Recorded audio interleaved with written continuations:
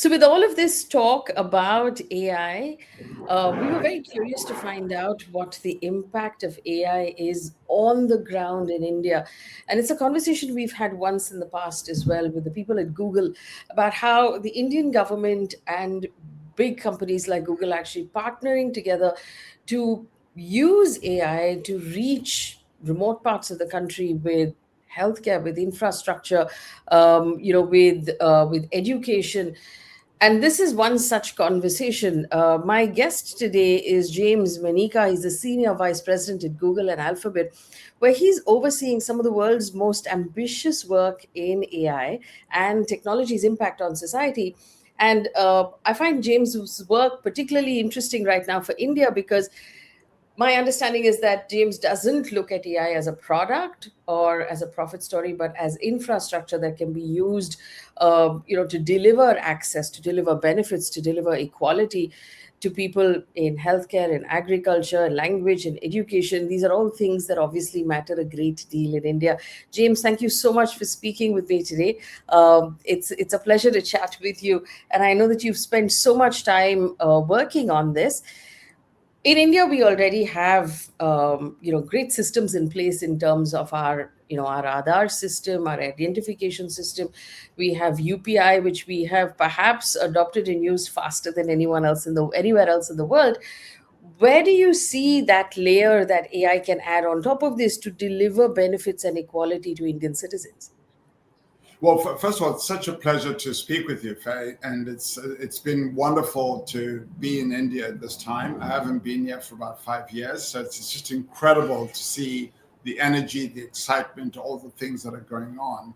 And I think in the case of India, in this AI moment, has an extraordinary starting point because unlike any place else I know, you've built an incredible stack and infrastructure with everything from UPI and all of these things that you've already built at close to kind of population scale. So you start with this incredible infrastructure that's been built over the last decade. So then you bring AI to that, and the possibilities of AI to add more to that by either leading to benefits for empowering people, powering the economy from SMEs to companies, but also even transforming sectors that matter. So the people and the economic impact are significant. I would also add two other things, Faye, that we probably should talk about, which is the possibility of AI to actually help advance science. And the reason I mentioned that, by the way, is you probably are aware of our Nobel Prize winning innovations in AlphaFold, where we predicted protein structures. And we actually open sourced those data sets for the protein work. India is actually the fourth largest user. So we have more than 3 million researchers using it. And India is number 4 in the world. So even that is turning out to be an incredible basis for innovation, scientific discovery happening in India.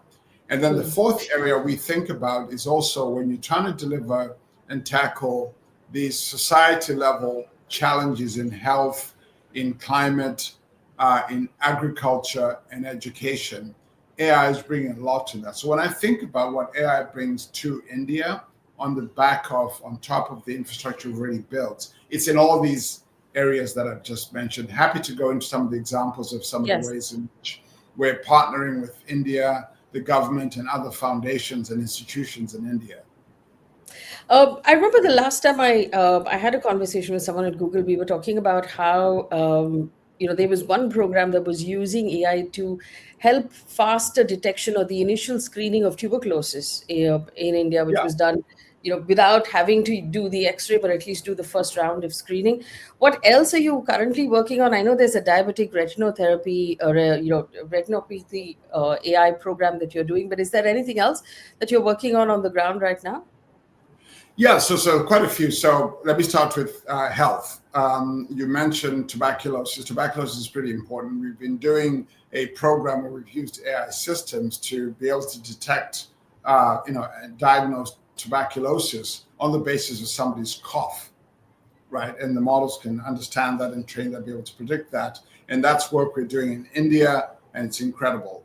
We're starting to do the same thing also in a variety of cancers, for example, whether it's breast cancer and mammography and so forth. So the diagnostic possibilities are significant. Let me mention another area, which is where we're partnering quite deeply on the ground, is actually on languages. I mean, India has so many Indic languages. So we've been partnering up with the Indian Institute of Science on Project Vani, where we've now been working on over 100 Indic languages to try to make sure the models can handle Indic languages more fully. And in fact, most recently, we actually added 20 languages that had never been recorded or captured before. These are Indic languages. So the work to kind of, expand the linguistic capabilities of these models so that when it's farmers or students or learners are engaging with these tools, they can do it in a very broad range of languages. In fact, the language work, by the way, has been super useful in some of what we've been collaborating with the Wadhwani network, with Wadhwani AI, where farmers can now actually get not only information, but they can interact in their local languages in very powerful ways. So the work in languages is some of the work we're doing on the ground in India, which is quite extraordinary. Education. Sorry, go ahead. So I just wanted to focus on health for one more question, because in my mind, obviously, AI will allow doctors tools to be able to diagnose faster, more precision in terms of understanding data, perhaps building models of each of us in a way that's able to, give deeper access to healthcare.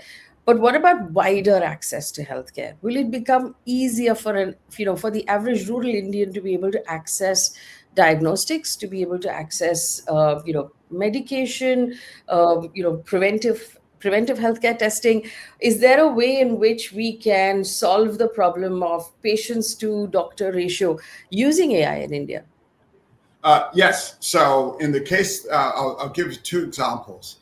In the case we talked about with tuberculosis, normally you would need X-ray equipment. There's a whole kind of setup you'd need if you're going to diagnose tuberculosis. So if you're in rural places where you don't have that infrastructure or that equipment or even the expertise, you can imagine giving somebody, a healthcare worker, who may not have the level of training that a doctor has, this ability to just simply have somebody cough into a system and be able to do the diagnosis. That expands the rural reach. We've also been building tools for practitioners that improve their productivity. So the fact that you can actually go see people and see many more of them and enable many more visits in places where you may not have doctors, I think that's one of the expansive capacities in terms of just the healthcare capacity to reach ordinary people that this technology provides. You were talking about education. I know that Gemini supports the IITG practice testing at this point. JE, yeah, we're very excited about that, by the way.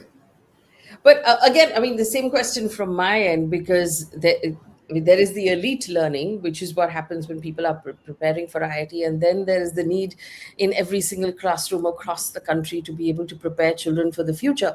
Are there programs right now working on broad basing education, like you said, across languages and across access? Yes, so I think languages are a good start. The idea is, how do we scale that to a much larger group so that these tools are available not just to, as you said, students who have access today, who are able to get Gemini. But I should also add, by the way, on Gemini, we've actually enabled free access, actually, of Gemini to students. So even that is not just for elite students, but rather, we've actually enabled free access to students, and that's a big deal.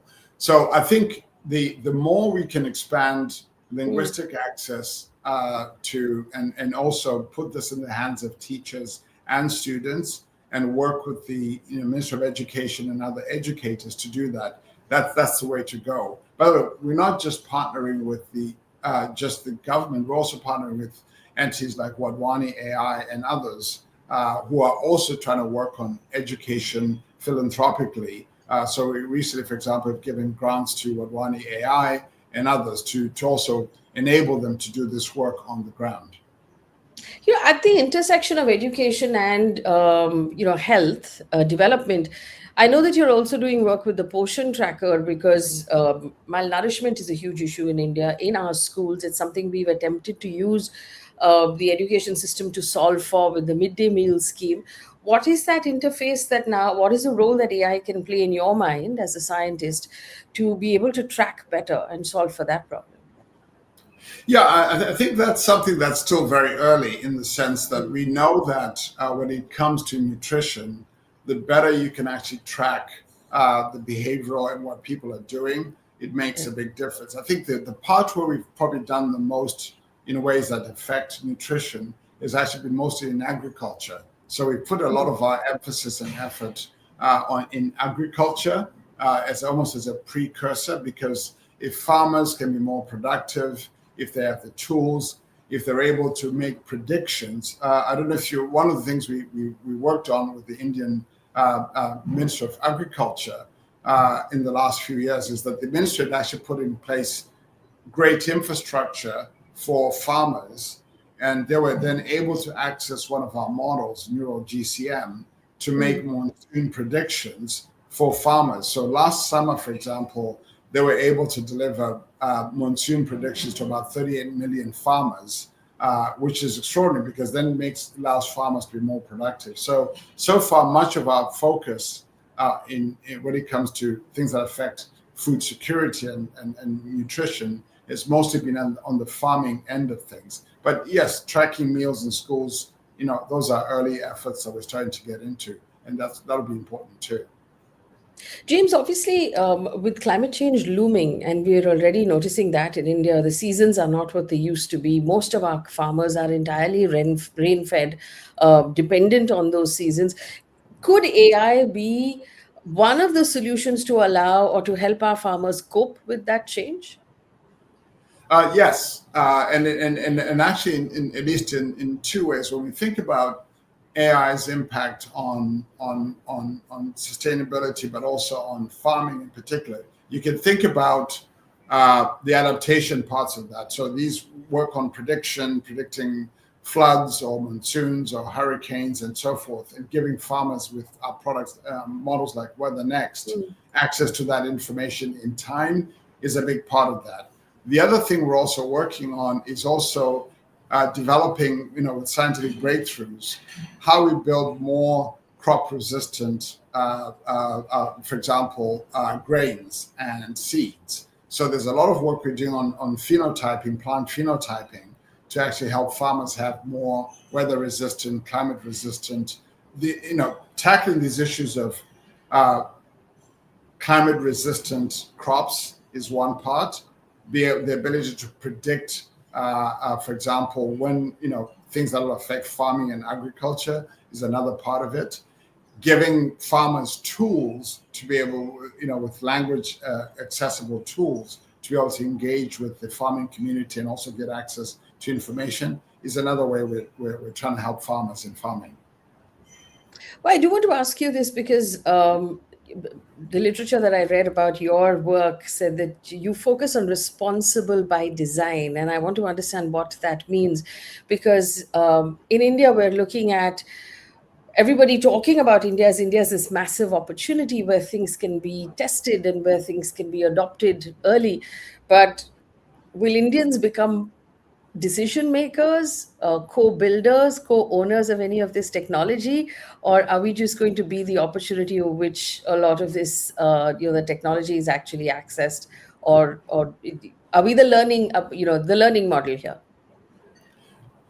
Well, one of the things that's exciting about India is that India has a chance and the possibility to almost play across all of these areas, right? In the sense that I think if Indian whether they're entrepreneurs or farmers or or others are using these technologies and adopt these technologies, that's one way they'll benefit. The other way that India should participate in, it already is, by the way, is as builders of this technology. The number of entrepreneurs in India, in the Indian ecosystem, India is one of the has had an incredible track record of tech entrepreneurs, innovators who are building systems that are incredible. So the fact that they often are taking and using some of our open models. So, for example, on AI Cath, which is the platform you've got in India, where you've got a lot of these open models, there's something like 23 of our Gemma open models, and a lot of Indian developers are using those. And when we put, for example, in our AI studio, which is the place where people access our models in our model garden, we see that Indian developers are some of the fastest adopters and users of our models. So that gives me, incredible excitement and hope that, in fact, Indians are actually building products and applications that make sense for them, for India, but also, quite frankly, building for the world. When I see the products and innovations coming out of India, they're not only for India, but they're also building for the world. So, of course, so India will have a role, both as using this technology, building this technology, but also in the global conversation. This is what one of the things that the summit was about. I mean, this was India convening a conversation, a global conversation about the opportunities, the possibilities of this technology, not just for India, but in many ways for the global South. So India is going to play in all of these roles, I think. I also want to ask you about jobs, because we've in India spent the last 20, 30 years building services, on the tech platforms, mostly SaaS, deliveries across the world.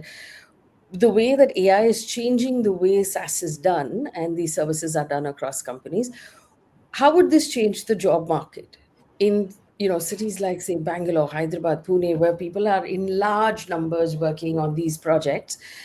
Obviously things will change, and we understand that, but how drastically do you think they will change? What will that job market look like?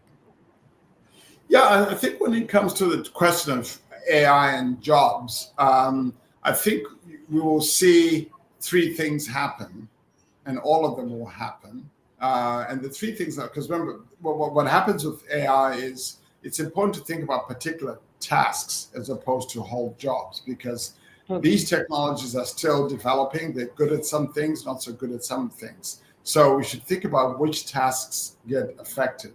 So if I come back to your question about what I said are the three things that will happen, I think you will probably see some occupations decline.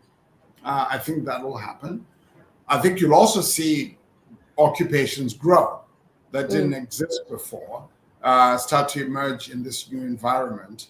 And then probably the third thing is probably the biggest thing that will happen, which is many occupations will actually change. Where the way people work with the technology and are assisted by the technology, there may be portions of what they used to do or tasks that they used to that they don't do. So when I think about the workers in, whether it's in Bangalore or Mumbai, I think you're going to see a lot of change in terms of how they do their work, and in fact, that's why across all of these three changes I just described, skilling is going to be very important to think about as these occupations change. What is it that people are going to need to do differently when they're working assisted by an AI? So what the work that a software engineer does is going to be a little bit different. I think we'll still need a lot of software engineers, but they'll be doing slightly different things. They may not spend as much time checking code, or they may not spend time doing routine coding tasks, but they'll be doing more complex coding tasks. I think so. So the nature of what people do will change. It's one of the reasons, Faye, why we're spending a lot of time trying to invest in skilling. So, at Google, we spent probably over the last while trained about 100 million people, and we just made a commitment to help with training in India on these kind of skills that people are going to need as the job market evolves. I think that's what we all have to work on. I think we'll play our part. Indians in Indian society will also play a part. But I think the changing nature of work is going to be the most important thing we're going to need to grapple with. James, would you be able to explain to us in really common man terms what AlphaFold actually does and how a regular person could benefit from it? Yes. So AlphaFold is, in biology, much of what happens in our bodies and in life generally is based on how proteins work. Proteins are kind of the workhorses of biology in many respects. And so to understand diseases, to understand interactions in the body, you need to understand how proteins operate. And so for over 50 years, we haven't known how to figure out quickly the structure of proteins. So this has been the 50-year kind of grand challenge, because the way biologists would understand proteins, you do what's called X-ray crystallography in the lab to try to figure out the structure of one protein at a time. So before AlphaFold, the world only understood the structure of about 170,000 proteins.